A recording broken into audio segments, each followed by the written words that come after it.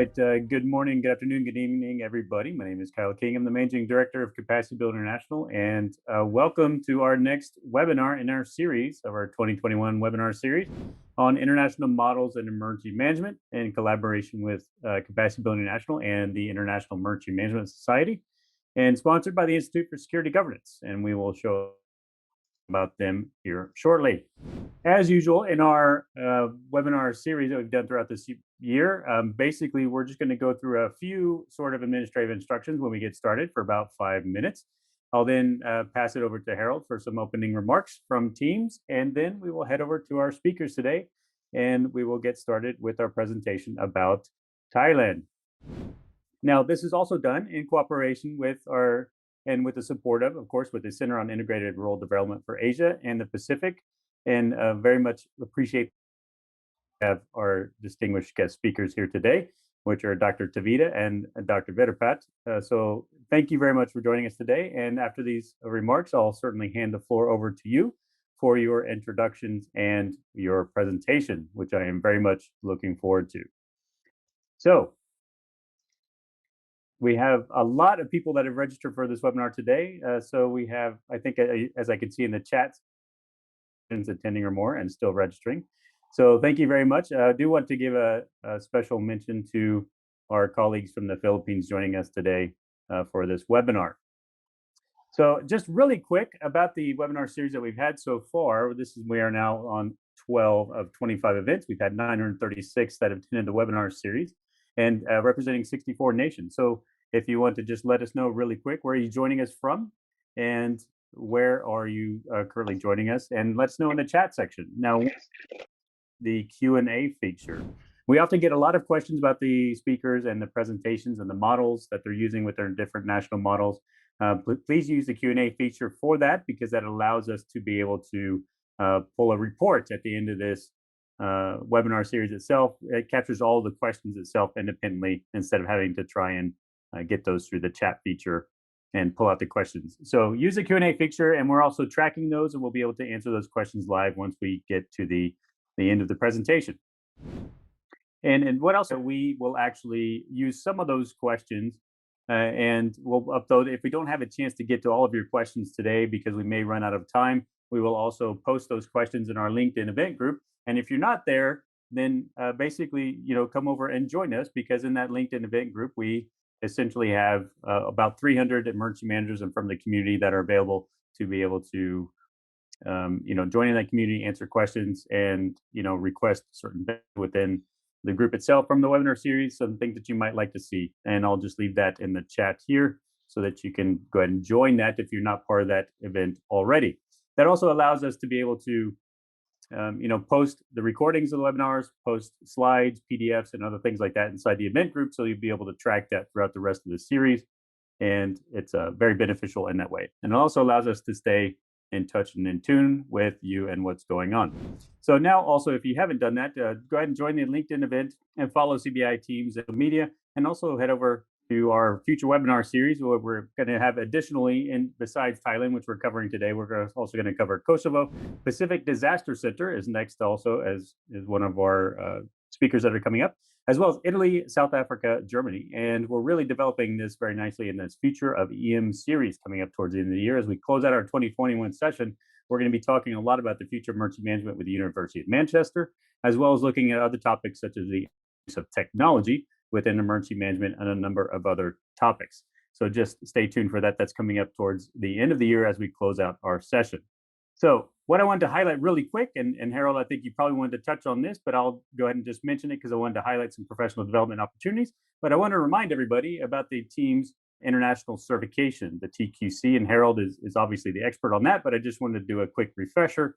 And the fact that TQC is, of course, for a certification for individuals, emergency managers with a nationally recognized professional certification, or other individuals with document experience, practical or academic, in international emergency and disaster management. Now, TQC only certifies knowledge and competencies about international standards. So this is really focused beyond the national models and into the international standards and requirements and best practices necessary to create an international or common understanding. So some of those objectives with the TQC, I would really recommend you take a look at it for professional development and qualifications in order to be able to promote global competence in emergency management, share best practices, and support an international collaboration, much like we're doing with this webinar series itself. So there's a link down below. Take a look at that if you're interested in an additional international qualification. And that with CBI, we are also teaching the NATO Crisis Management Disaster Response course. Our next session with the University of California, where we teach, is going to be opening in September. Registration will be opening up shortly. And by completing that course, you'll actually get 2 certificates, one for professional development from the University of California, and then also a NATO certificate from our partner, which is the NATO Crisis Management Disaster Response Center of Excellence. Next session starting in September. So I just wanted to kind of highlight that for opportunities for professional development coming up. And at this point, what I'll do, Harold, is I'll just hand it over to you very quickly before we get started with our speakers. Thank you, Kyle. And hello, everybody, wherever you are. I am at my summer house, so I have a very bad internet connection. So I'm at the local pizzeria.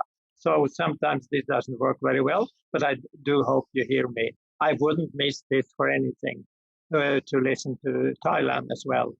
But my message this morning is about, we had some time ago a request from a university in Sri Lanka. They asked if they could have some 20 students listening in. And of course, that's okay. And the same thing this time. My friend Marilyn in the Philippines, she is at the fire school, and she asked if 100 students could join. And of course, we have at the moment 155 people joining. So this is excellent. But what I thought for all of you who are in educational institutions, what we are doing here, we put everything on LinkedIn with the presentations and the videos, and the same we do on the Teams website. I think all this material could be a good database for comparing the different emergency management systems around the world, and it could actually be a good basis for certain topics for the students to study. That I would really like to encourage those at the university could see if you can get your students to look into that. There is a lot of good material there. And finally, the Teams annual conference is in the beginning of December. So go to our website and propose a paper, either a practical paper or one that has to be peer reviewed. If you want a peer reviewed paper, you need to do it before end of July. That was my comments. I look very much forward to listen to Tavida this morning. Thank you, Harold. So now at this time, I'd like to turn it over to Dr. Tavida and Dr. Barapat and hand it over to you for your introductions and presentation. I look forward to hearing what you have to say. At first, when I accept the invitation, I kind of hesitate a bit to somehow talking about Thailand disaster and emergency management at this point. No, just only one reason. I'm trying to choreograph my presentation. How can I fit it in perhaps 30 to 40 minutes so that we have at least 20 minutes of question and answer. And the development of Thailand disaster and emergency management is really a long way to come since the beginning. I was joining a disaster and emergency management since a tsunami in 2004 in Thailand. When I said I joined them, I'm wearing kind of 2 hats. The first has, of course, I'm the professor in the university and teaching disaster and emergency management. The other hat that I have is that I work with the Department of Disaster Prevention and Mitigation since of course, Tsunami 2004, alongside with the Pacific Disaster Center, which gonna be your next speaker anyway. The reason I mentioned this is I can't help if my talk would actually more of a practical side rather than pretty much on academic. That's what I'm planning to. You can call me Pracademia if that would suit very well. Okay. About 30 to 40 minutes from now, I'm actually bringing you to Thailand disaster and emergency management. I was kind of want you to see what's happening first. And then we jump into what made us in the journey of disaster and emergency management, what wake us up, and then what make us change over the time. And ended up with how to look forward, what exactly the Thailand disaster and emergency management would actually go to. Um, Good point of it. You guys are the first international attendees that are about to see the new national policy on disaster prevention and mitigation of this country. I don't. The law have not launched it yet, so I'm having a draft to present to your eyes. So you would be the first batch internationally that sees it, and it would be executed from the end of this year onward. So we will lay out on that. Okay, let me take you to what's going on first. Let's spend about 10 to 15 minutes, and then I will move on to the system that Thailand used until today, and so on. You guys already know that we went past through the Indian Ocean earthquake and tsunami before, but let me drag you back a bit. I usually don't read slides, so you can use your eyes while you're listening to me. Um, I was at that time looking at the event that happened in Thailand in 2004 as a waking up.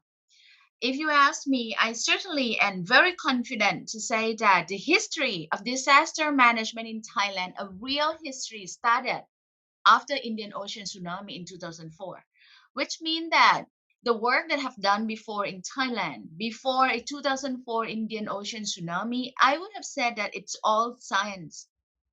We look at disaster pretty much a technical issue, technical problem, and we somehow seem to cope with the disaster before that year as it seemed to be annual event, as it seemed to be a shocking phenomenon. The system was not there. The law, we don't have a disaster law on that day yet. We having a related law that we've been using as of it is somehow regulate how a disaster was managed within a country. So among the admiration that we done it well in 2004 Indian Ocean, I don't think so. The only reason that I can say that we might be able to do it quite relatively better than the other nations in 2004, it's probably because the severity is less, because we only have the twin, we only have a tsunami. We didn't have an earthquake together with a tsunami, much like in Indonesia. So I would have put it there, and then the change started there. The change start to reform everything. We have a Disaster Prevention and Mitigation Act newly launched in 2010. I will move to the explanation within it. We changed the new law in correspond to the 2004 Indian Ocean tsunami. However, the flaw of the Thai system to me, from 2004, it seemed to me that the Thai government has interpreted whatever that went down that day as not knowing. So we're taking a tsunami as the unknown. And we couldn't actually have, we didn't have disaster warning. We didn't have a tsunami warning system back in that day. We didn't even have a knowledge what's the difference between a tsunami and a giant wave. So basically, you were talking about almost ground zero. So afterward, it has a psychology. There's this dilemma because since we explain on that data, because we have too many unknown. So since we know already, from time goes by, then we seem to stop. Even if we have a huge lesson learned in terms of we really cannot make a collaborative governance of a disaster back in 2004. So in 2011, Thailand has a mega flood. I think this is very pretty well known to everyone. And during that mega flood, it reflects the most important thing of disaster and emergency management in Thailand, which is political conflict and a fragmentation, or in political science, we use the term departmentalization. Basically is because of the conflict during that year in 2011, you might have heard it in the name of yellow and red shirts, kind of like political unrest, political conflict. And because of that, there is a competition between the central government and the local government. trying to manage flood in a different direction, in a different way, especially the whole Thailand versus Bangkok as a capital city. Bangkok is not a province. Bangkok is a capital city, which is in a city level, local government. So back in that day, we have too many conflict, different direction, and a classic problem of bureaucratic system. We don't work together very well, regardless different parties, different affiliation or political contact. So we quite couldn't get the flood managed very well, given that problem. Later on, we also confronted Malau earthquake. In Malau earthquake, we only have one death from the earthquake. To everyone else, it's a little soft. To me, it hurt. Why? I analyzed on that day that Thailand is somehow weird. We have a lot of knowledge in earthquake. Our local people know about earthquake. And Chiang Rai is not pretty much high risk of earthquake zone. It's medium kind of thing. So to me, what's going on? Why isn't that the local house that actually renovated several years ago by the locals is actually tear apart because of the earthquake and make people die? This reflects a lot local knowledge, local technical people, engineering, those kind of places. Basically, the problem on that day to me is we could not actually communicate the knowledge of risk over there. So these are what's going on for the past several years. And recently we confront with a different kind of disaster, which basically I call it crisis. And of course, COVID-19, everyone knows it. And it's going on right now. PM 2.5 is different thing. It's a problem of the law. We don't have a pollution as a disaster. We have a pollution as a crisis. So basically, we have not had the agency who taking care of how to actually mitigate this. We have Department of Pollution Control. Yes, we do, but that's a regulator.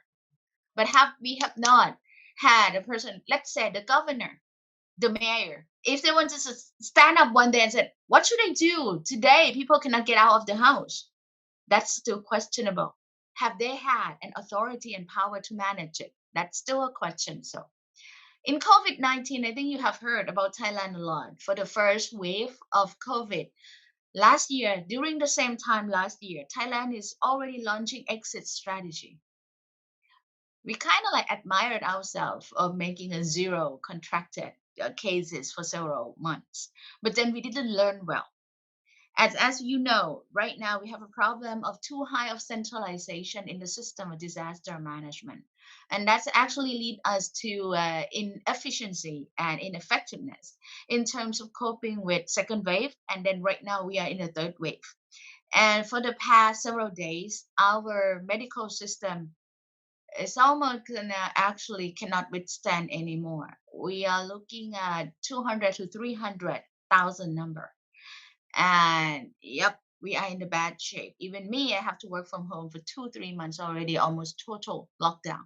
So this is what happening in Thailand. So the reason that I'm bringing all this to you at your eyes first, because I would love to bringing you into a country that you are talking about developing country. You are talking, yes, we have law. I'm about to show you that. We have an act, yes. But then I don't think what it is that we learn for is about what we had on the written document. I think we are talking about how we exactly manage the circumstance or the event or the crisis at each different type, different unknown, different known, and then how we manage it together. So I'm pretty much looking at the mechanisms, whether or not it works or it not.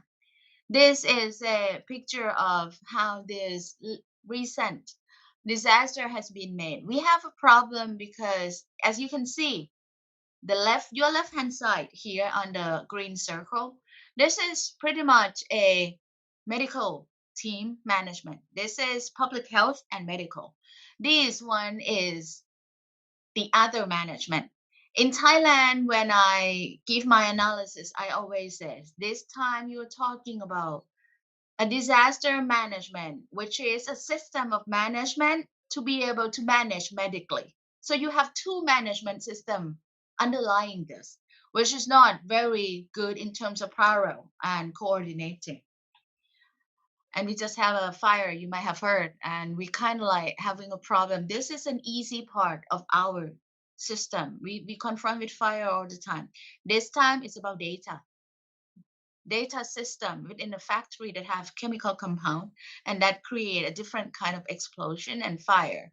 We spend 26 hours just this area to actually extinguish it. uh we have only one death, but to me that's bad, because not because one or two or three or 10, but because that one that death is a frontline agency, which is just because we didn't know exactly what it is over there in the factory. And this is a surprise to me. By law, a factory is supposed to submit all the document and details so that if anything happen, we can actually well manage. Then, for all the event that I actually spent about 15 minutes talking, leading to I introduce you to these are the law and the plan, this overview of Thailand. Thailand had disaster at this point, recent day. We have a Disaster Prevention and Mitigation Act starting from 2007. And this act was revised from a 2000 tsunami. We tried to correct a lot of lesson learned that is perhaps misconduct or a shortfall or the gaps.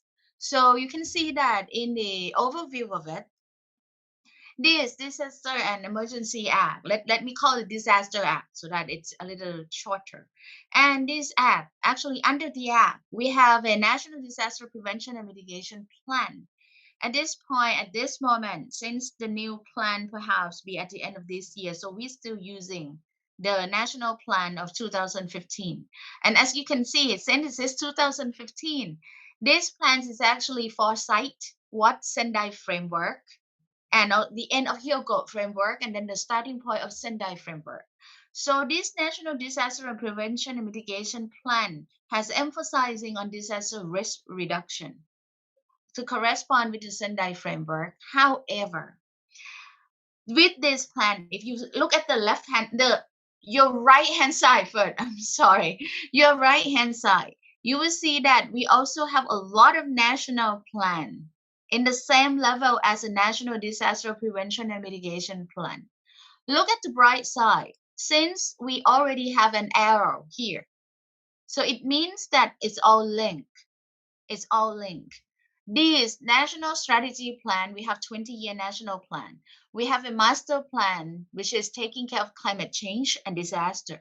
We have national security, of course, because disaster is also non-traditional security.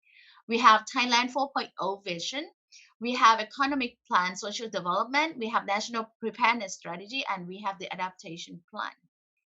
Although these plans seem to actually think thoroughly of every dimensional in terms of impact, in terms of what ahead, in terms of the link between disaster and climate change, we done it well in the document. But then I would like to shed some other dimension here. Since your right hand side is so national level, that is a problem. When any written thing in these documents conflict with one another, which one is bigger than the other? Which one has higher authority than the other? And that's conflicting how we manage things together. That's the first problem. If you look at the middle one, which is a detail within the national plan, why did I emphasize on the national plan? Usually a disaster act is very thin. The disaster act, no one would actually make the act that thick. When it's thin, it's only detailing power and authorities. What exactly helped the nation to form a model of management is the plan. Under the plan, you can see Thailand has a system of central government, regional government, which is provincial per se, as equal as like provincial municipality as in Asian, most of the Asian country, or prefecture and municipality in Japan. This is pretty much like state. You have federal, right? Central government, state, which is equal to regional or provincial, and then you have city. Then it's pretty much equal to municipality in Thailand or Bangkok per se. So under that kind of structure, the disaster prevention and mitigation missions is under supervision of Ministry of Interior as equal to Ministry of Internal Affairs per se. So this kind of body controlling provincial governor and all the provincial government. So basically by structure, disaster prevention and mitigation, emergency response, recovery is under a conduct of the governor. That's as easy as the same as in any other country, especially in Asia, because the governor is actually has jurisdiction over the area. So that would actually make him incident commander per se. So by that, we have this kind of body to actually governor, mayor of the city to actually help coordinate. Bangkok has a different structure, but somehow in the same kind of underlying that Bangkok is using that plan, incident plan, operational plan to manage the district as an area management. And this is what the structure of overall the taking care of disaster prevention and mitigation. And under that, we have, of course, a board of DRM system.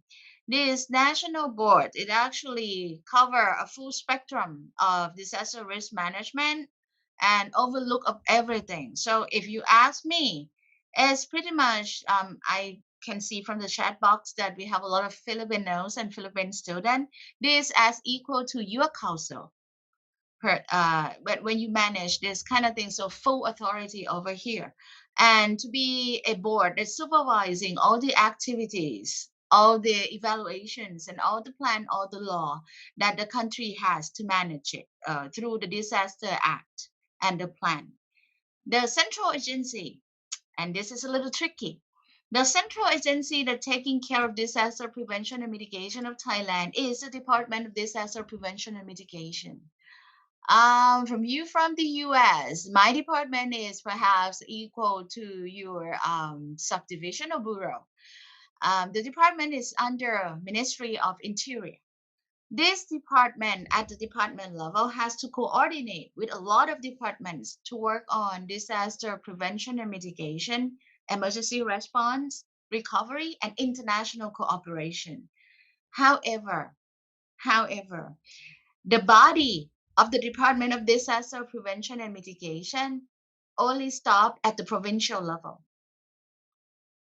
If you look at this slide, we also have local administration here that is a frontline agency out there in the local area.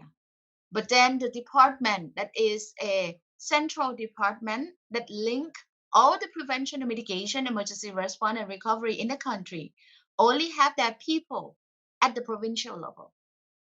You can see a missing link here, and that would create a lot of problem in terms of decentralization, making local capacity enhancing, and using a community-based disaster risk management. That would create a lot of problem. We all know that we need a really strong body. These are 27 key state agencies in terms of making disaster management in Thailand. These are like Ministry of Interior. We have like Department of Defense. We have all the militaries. We have foreign affairs. We have agriculture. We have public health. We every ministry that exists, and all of the permanent secretary and the deputy minister and minister is all on the board. You can picture when things happen and you call in for those who make decision at the board level, only you call their name and their division and their ministry, you might actually already ended up with spending like 20 minutes before you're doing a meeting or decision making. So it's a lot. And Thailand pretty much, especially under this government, we pretty much using what I call centralized, making bureaucratic system really big. So everything is centralized. So decision making is made at the department and ministerial levels. And that even slow down a capacity building in the local area, as well as to make the frontline agencies actually good at multi-hazard. Only one hazard already difficult. You're talking multi-hazard and you're talking compound hazard, even more difficult. And that would actually lack within Thailand. These are our key agencies. Each of them, this is another problem. Each of them has their own act, which is count as national act as well. For example, let's take COVID-19. Right now we are under emergency decree. Believe it or not, we have Communicable Disease Act. We couldn't use it because Communicable Disease Act has only Minister of Public Health at top. Emergency Decree has a Prime Minister at top, but Disaster Act also has a Prime Minister at top. My question is, why don't you use Disaster Act? Why you use Emergency Decree?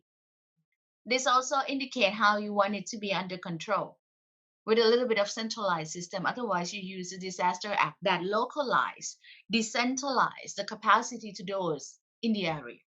That's what triggered me that you can write any plan and any act as beautiful as it is, but the problem would be your style of management. These are the structure of disaster risk management mechanisms and all the structure of chain of command and chain of communication. As you can see on the left-hand side, I'm pretty much going to go brief on it. The Prime Minister is on top, as I said. And then we have a command headquarters, which is run by the Department of Disaster Prevention and Mitigation, managing through the province and Bangkok. We have 76 province plus Bangkok, which is as equal in terms of status. They are local though, but they are local administration, but as equal as provincial one. Managed by the power of governors.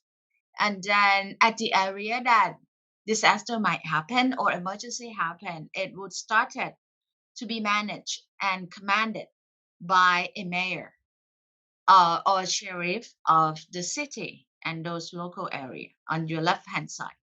On your right hand side, it's pretty much a structure, and then the different colors has indicate different agencies that have to work together. And basically, you were talking about a lot of coordination, a lot of collaborative linkage.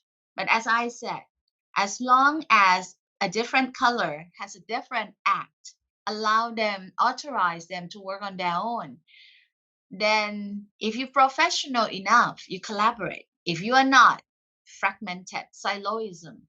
And that wouldn't actually make an orchestra have a very good song, couldn't it? Because you each done what you want. And that has been a problem in Thailand like forever. We have problem in flood, we have problem in PM 2.5, and we have problem in COVID-19. These disasters would actually go to the same thing. We couldn't work quite well and coordinate quite effectively and systematically.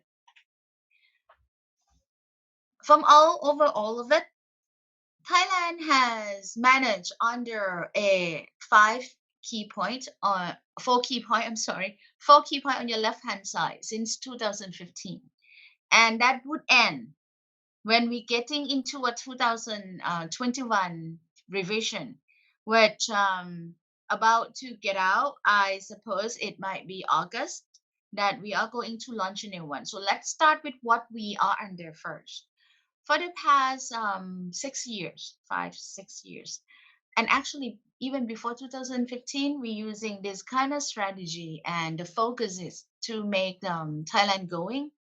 So we emphasize on, this is a national strategy. We emphasize on risk management, on risk reduction, and those emergency management, strengthening efficient kind of thing, and of the recovery in terms of disaster risk reduction in each of the strategy.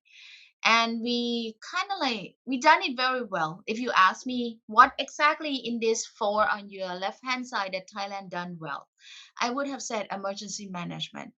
Thailand has really well developed and improved for the past, I known them for 17 years. So if you ask me from that day in tsunami until now today, which one improved the most, I would say a second one. The emergency system, the expertise, training, all everything to actually be intact and manage it. So I think that strengthening the system, not so bad, but only when you have to kind of like make multi-agency coordination MAC system. We have a little problem when we do MAC, because when you actually put another agency transforming the system to be bigger and you're plugging in a lot of agencies, that's the problem. Why? Incident command system in Thailand, especially single command, couldn't work well. The idea of single command is you have one direction of command, right? But then single command would actually let someone else command too. Am I right? We didn't talk about single commander, which we don't use it. In single command system, you have one command, but then it's translate and then it's actually turn over to the other commander at the specific tasks. By governing culture in Thailand, surprised that it is, everyone wants to be able to actually command everyone. So it couldn't quite work well because it's too centralized. So that's the only problem that I see in emergency management would improve very well. In terms of recovering, Thailand is still learning. The idea of DANA system, damage and need assessment, damage and need like post PDNA. Thailand just learned this about 2-3 years ago. It's under the development of making the post disaster need assessment approach systematically and effectively launch out. Have not yet done that in a full way.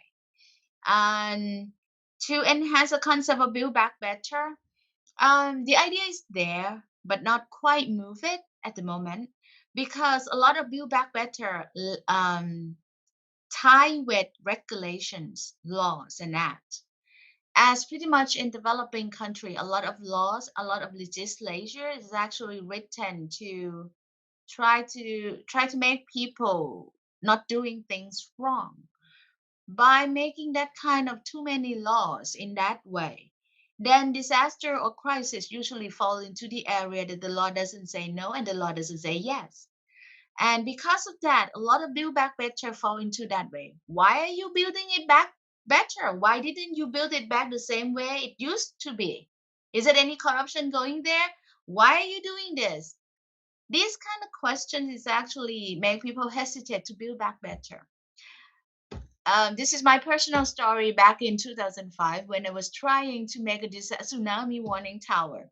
There is one executive question asking to me, Professor, since you spend a lot of money actually making a tsunami warning tower, can you tell me one tower can save how many people?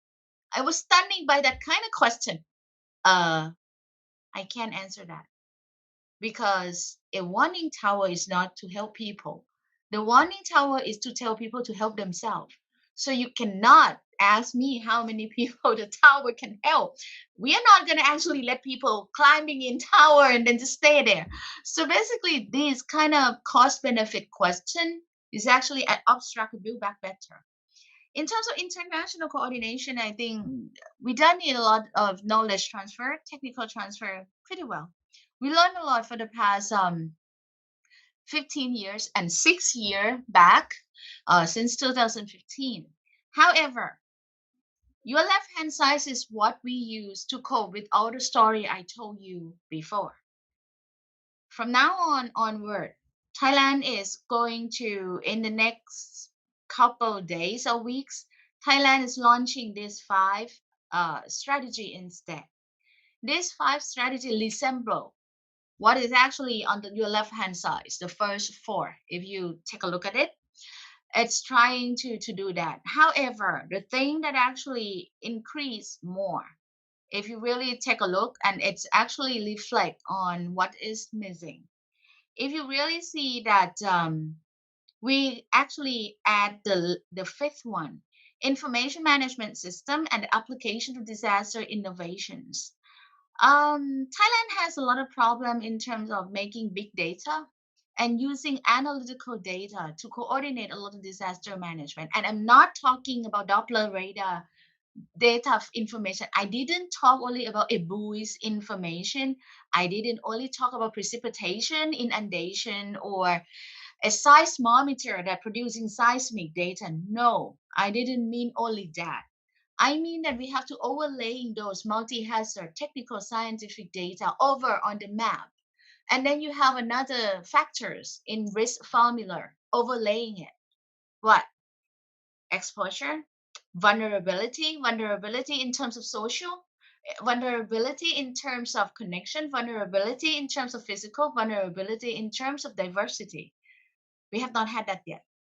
And also we have not had a data enough in terms of capacity resources to overlay and then make the whole risk map an effective one. And we still have lack of public-private partnership and enhancing an investment in terms of disaster risk reduction. And that's per se mean insurance as well. So by all means, these will be the direction that Thailand is going for the next, I hope perhaps 5 years, since the strategy is pretty much during that period. And last but not least, at the very end of my presentation, those of international coordination, we have a lot of partner. And that partner basically is bilateral. We with JICA, we with GTZ, we with Pacific Disaster Center, we with like a lot of international organization and also UN agencies. And we also have a very strong position on the AADMER, which is an ASEAN agreement in terms of making disaster in the region a collaborative one. These are what Thailand has done in terms of moving on to make a technical knowledge transfer and then make the status in terms of international community strategic position where the Thailand would lie.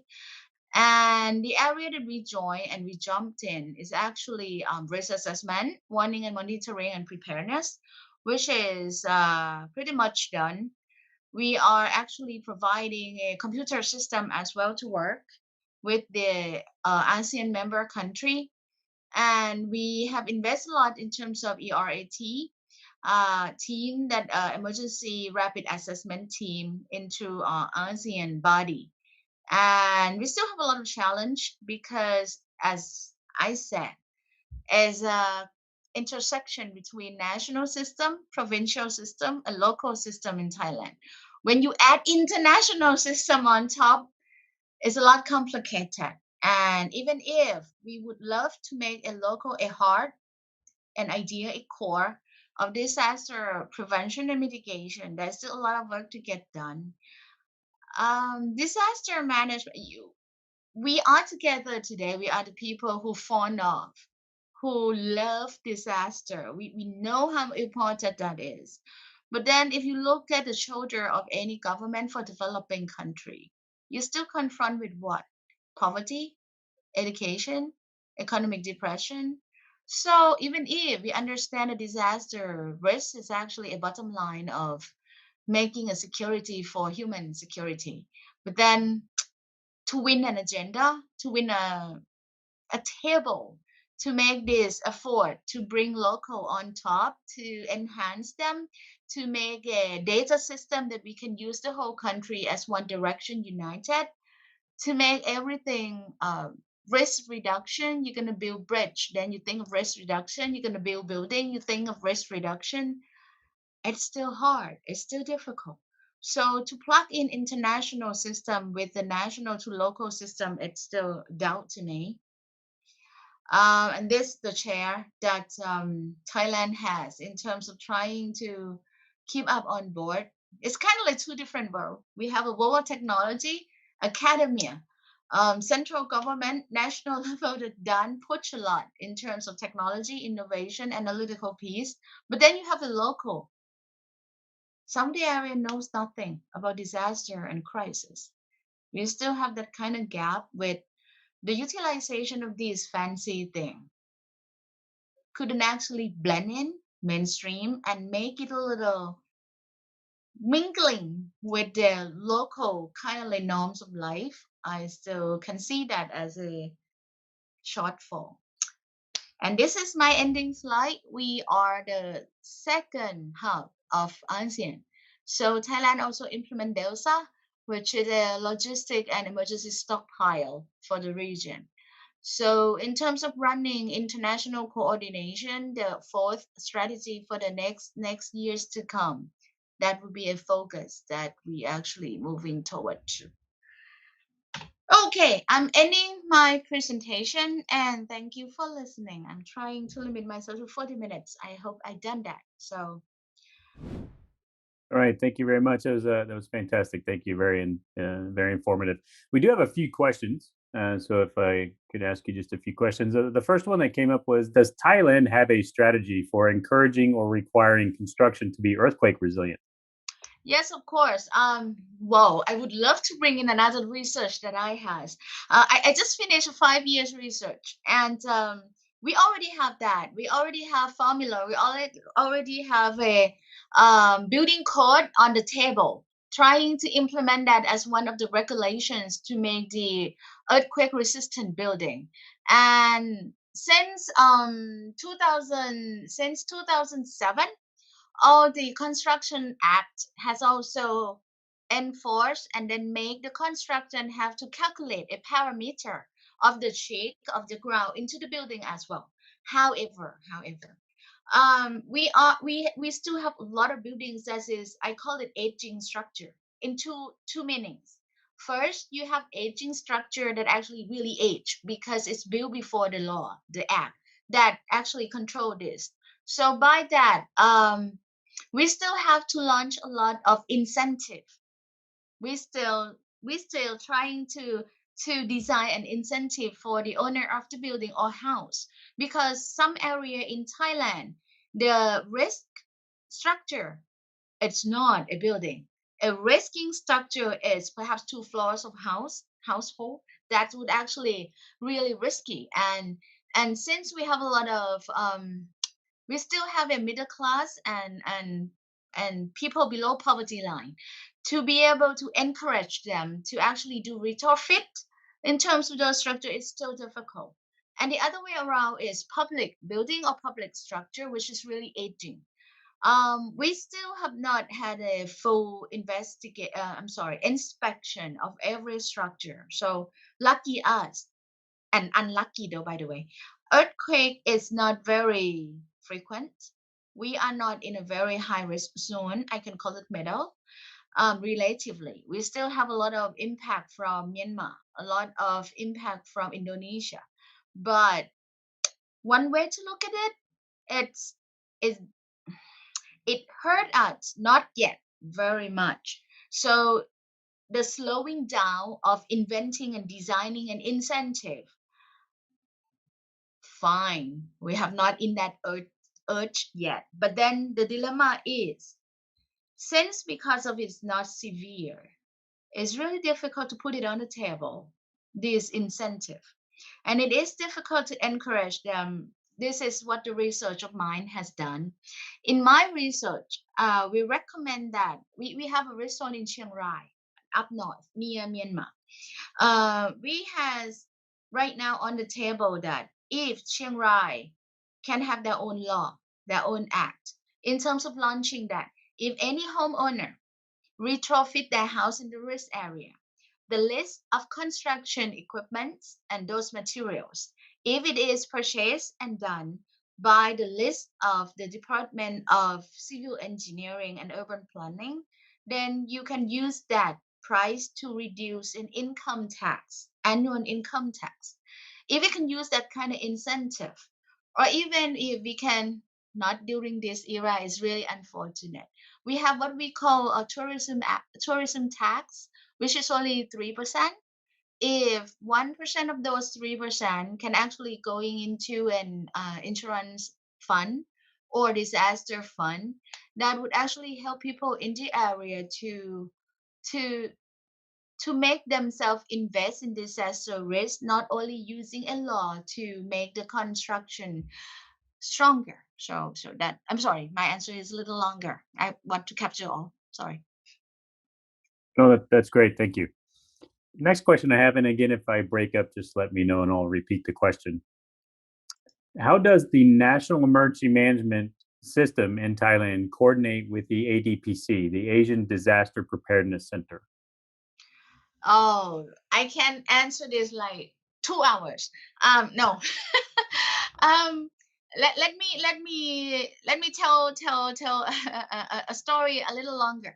Asian Disaster Preparedness Center has been in Thailand even before a tsunami in 2004. They've been here like forever, and I look into that training system. I don't blame them at all. I look at all the training, all the knowledge transfers and everything, and I can notice that Asian ADPC is actually working a lot with Indonesia, Philippines, a little less with Thailand. And that can be explained, as I told you, to me in my research that I has been doing for the past 20 years. I think a disaster risk management in Thailand started after a tsunami in 2004. So ADPC has been here and they're helping the Department of Disaster Prevention and Mitigation form their work. That's how they originally initiate their relationship. ADPC is also a board of the Department of Disaster Prevention and Mitigation. DDPM was the pioneer training Thai agency in CBDRM, Community-Based Disaster Risk Management. ADPC is also coordinated with Asian Institute of Technology, AIT, running the modeling and then calculating and helping in terms of tsunami, earthquake, flood, and launching a lot of training program and help educated Thai agency in terms of risk reduction, risk cycle, PDNA, as well as ADPC also coordinate UN agencies and international organization together for Thai agency to have the knowledge transfer and technical transfer. So ADPC is really close to the Thai government, pretty much a very good friend. Yeah. So, Okay, great. Thank you. Next question we have. We've got about 6 more minutes left, so we got a few more questions to cover. What agency or government manages the integrated emergency management of Thailand? Is it handled by the, as you were previously mentioning, a provincial government? it depends upon what you asked in terms of disaster risk management. If you ask me how disaster risk management as a whole process is done, it's done by several agencies, pretty much like this. So disaster risk work, disaster risk task, it's under each of the department to get it done. So it's a little difficult to tell them how to mainstream a disaster risk into their work. For example, if you are a department of transportation, you are building a bridge over the canal or the river. To build a bridge that has a really huge construction in the middle of the river, it's stable, I know. But then when you have flood, when you have to actually release water very quick, or you have those of the erosion happen, you also create disaster. I'm sorry, crisis or risk. So it's difficult, really, to tell the Department of Agriculture to tell people that, you know what, we are approaching drought. Please stop you doing your farm. Don't grow rice at this period of time. It's difficult. So if you ask me how disaster risk reduction, pretty much pre-disaster, is done by these several agencies. Do they coordinate the goal? Not systematically. Depends upon whether or not that goal is suddenly shared. Let me say that. But if you ask me about emergency management, what if things happening, and then who would actually take care of things that happen? Let me do this. We have 4 levels of emergency in Thailand. If emergency level 1, for example, you have a fire in the market, a huge market, which is a public place. Municipality here, and I'm dragging here. A municipality, the mayor is actually as an incident commander level 1, managing emergency. If emergency exceed that jurisdiction to another municipality or several municipality, they can ask for the power of a district chief, as equal to the US system would be sheriff. And then you can ask them to help coordinate the different area, which is like area commander. So basically that's level 1. If it exceeds the capacity of a local authority and local administration, I'm sorry, Thailand has 2 systems run parallelly. Municipality is a local authority, local administration. A district is local authority. I'm sorry, we are confusing. Over that, if there is a disaster, for the municipality and district, they can call for the power of provincial governor as a level 2 of emergency. If it exceeds provincial, 2 provinces, or the governor feel like too difficult, too complicate, and it's overloading, they can ask for level 3 using the power of Minister of Interior. And then at the very top, if, like pretty much right now, we are under the power of the National Incident Commander level 4, the most severe situation, the commander-in-chief would be a prime minister. So it depends upon what level you're talking about. But if you ask jurisdiction-wise, then it's under the power of usually provincial governor. The question is why? Even though you have level 1, kind of, emergency that happened, level 1. But then, capacity wise, competency wise, resource wise, provincial governor has more.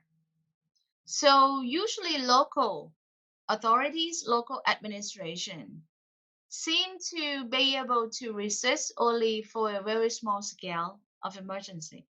When it shouldn't exceed a capacity of local, shouldn't, but then they actually ask for governor power. Because in Thailand, provincial governor is really a big person within a province, and they do have more resources than the local government. So that's what it is. Kyle, give it back to you.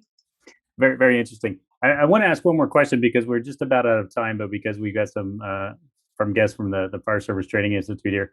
What is the role of the Fire Service Administration in terms of emergency management in Thailand? Wow. Okay, and I have to explain this in 2 answers because Okay.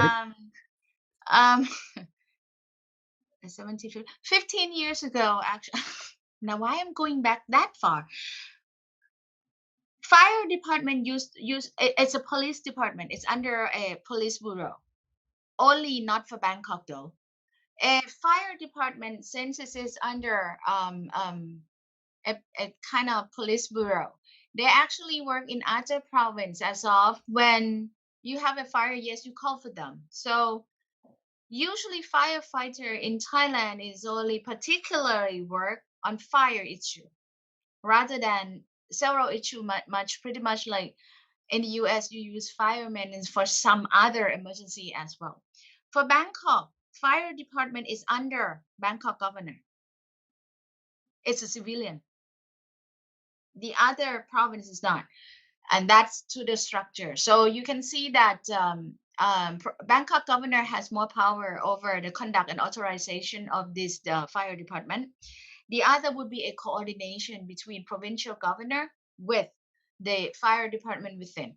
Local government also have their own firefighter under their local administration to work.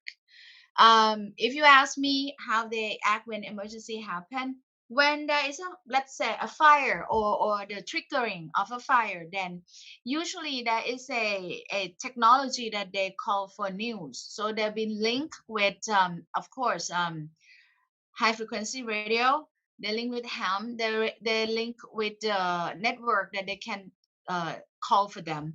We also have the number, not 911 though. We have 199, and that numbers is an emergency call for fire department. When you call them, the system would acknowledge the same thing. So they would dispatch all the relevant agency to the scene as well. But then when the fire department get to there are the incident commander at the scene. Fire department would be directly automatically work by receiving a 199 call, or they have an emergency authorization from the municipality if they are a unit under municipality. If they work with the governor, then the governor is actually issue them. And when they get to the scene, as I said, there are incident commander, and then the governor or the mayor would be a commander in chief, overlook at the incident commander at the scene. So I think I've already answered that, and but just a little bit more. Usually we also have NGO and we have a foundation And we also have what I call non-governmental unit and independent agencies, pretty much like fire professional. We also have that kind of team. And pretty much most of the time we coordinate with those guys, and those guys are so professional. They are so quick. The latest one that I show you, the Mingti fire, that the explosion that happened, it's pretty much a, oh, I forgot, I have to share, right? Let's forget it.